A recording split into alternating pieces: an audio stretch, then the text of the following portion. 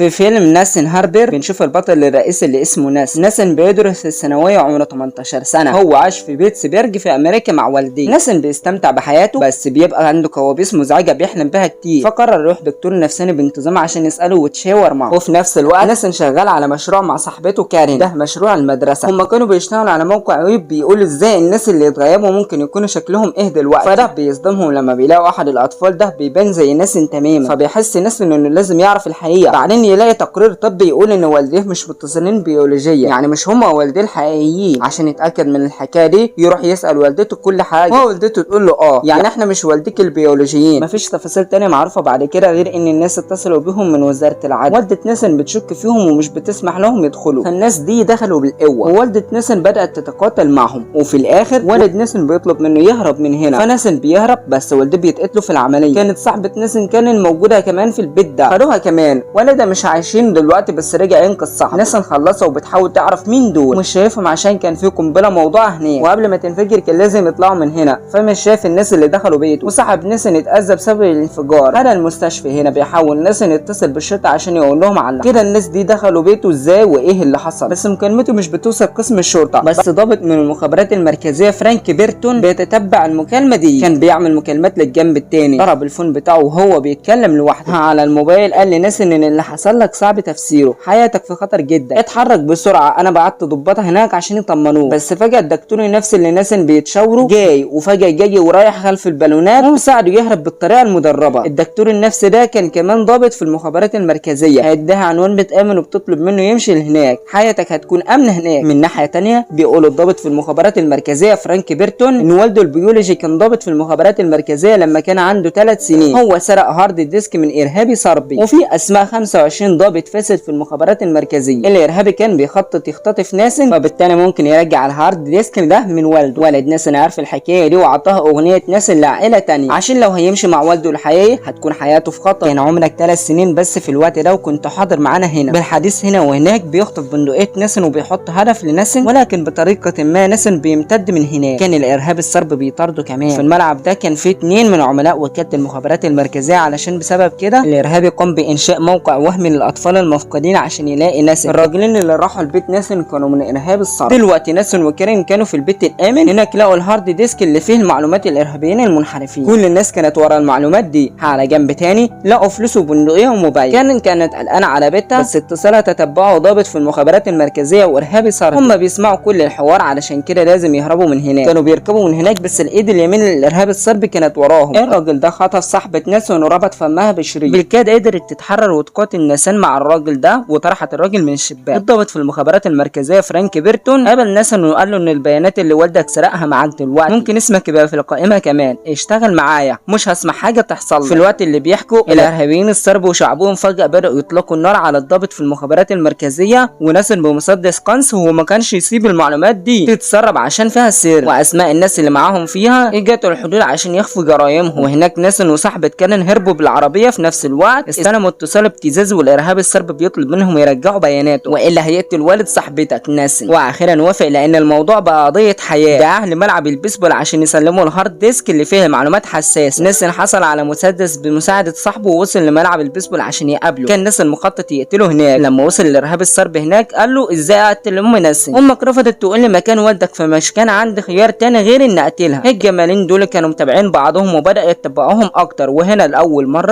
مره جايب مكالمه من ابوه قنعوا بالثقه فيه. قال له انه كنت بعتني بيك لما كنت بعيد عنك، ما زلت جنبك، بس تعال معايا المنطقه الباركينج. ناسن عمل نفس الحركه وجه فورا لمنطقه الباركينج. هنا ابو ناسن اتصوب على الارهابي الصربي مسدس قناص ومات هناك. بعد شويه وصل ضابط من وكاله المخابرات المركزيه وفاروق لمنطقه الباركينج، طلب من ناسن يديه الهارد ديسك وقال له انت عملت شغل كويس يا حبيبي. في نفس الوقت جه هناك كبار ضباط المخابرات المركزيه. هنا اتقبض على فرانك بيرتون لان ابو ناسن اخبر الضباط الكبار ان ضابط المخابرات المركزيه فرانك بيرتون كان متورط في فساد كبير. الهارد ديسك ده فيه بيانات كتير مليانه بالادله. هنا بنشوف ان ابو ناسن اتصل بيه وطلب منه يعتذر له. قال له اسف يا ناسن، ما كنتش قادر اكون اب مثال زي ما كان مفروض. انا عامل سري قوي في وكاله المخابرات المركزيه، فكان عليا ابعدك عني عشان سلامتك. كل مره كنت بعتني بيك كويس، حتى لما كنت جنبك زي ابوك التبني او الدكتور النفسي اللي بتروح له كتير. الكلام ده بيحصل دلوقتي على التليفون. ناسن بيوجهه للامام ويقول له عايز اقترب منك، بس ابوه بيمنعه عشان كان ذنبه انه ما كانش قادر يبقى اب صالح. قال له ما دمت هنا محدش هيضرك ولا هيضر اصحابك. قطع الاتصال وهنا بينتهي الفيلم ده انا اللي كتبته وانا اللي سجلته وانا اللي منتجته. ما تنساش تشترك في القناه. لو عجبك الفيلم ممكن تعمل لايك وسبسكرايب لو اردت. هشوفك الفيديو الجاي. قمر، سلام.